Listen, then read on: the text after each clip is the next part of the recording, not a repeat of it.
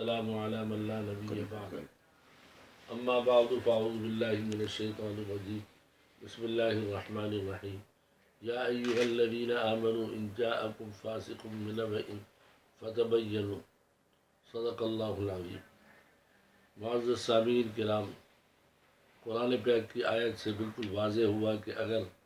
کوئی آدمی کسی کے بارے میں آ کر تہمت لگائے، الزام لگائے،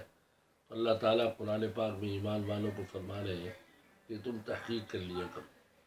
چنانچہ مولانا حنیف جالندھری صاحب جو کہ ناظم اعلیٰ ہے وفاق المدارس عربیہ کے 37 سال سے، ان پر بعض ناواقف لوگوں نے اور بعض لوگوں نے حسداً اور بغضاً ان پر الزامات لگائے، جس سے حضرت مولانا سلیم اللہ خان صاحب جو کہ صدر وفاق بھی ہیں اور شیخ الحدیث، انہوں نے باقاعدہ 4 رکنی کمیٹی بنا کر تحقیق کی قرآن کی اس آیت کے مطابق، جس میں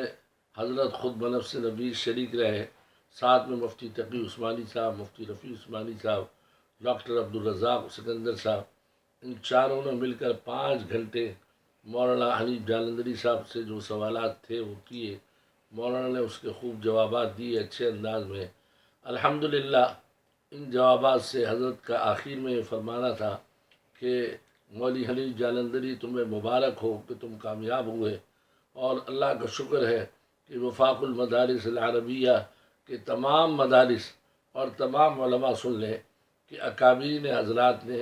مولانا حنیف جالندھری پر مکمل اعتماد کا اظہار کیا اور ان کے سوالات پر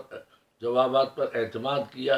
اور حضرت نے خود مبارکباد دی۔ اس کے بعد بھی اگر کوئی حضرت ان کے خلاف بولتا ہے تو میں سمجھتا ہوں کہ سوائے بغض اور حسد اور کینے کے کچھ بھی نہیں ہے۔ وآخر دعوانا الحمدللہ رب العالمین۔ نور على مر الزمان تألقا وأضاء للدنيا طريقا مشرقا وهدى من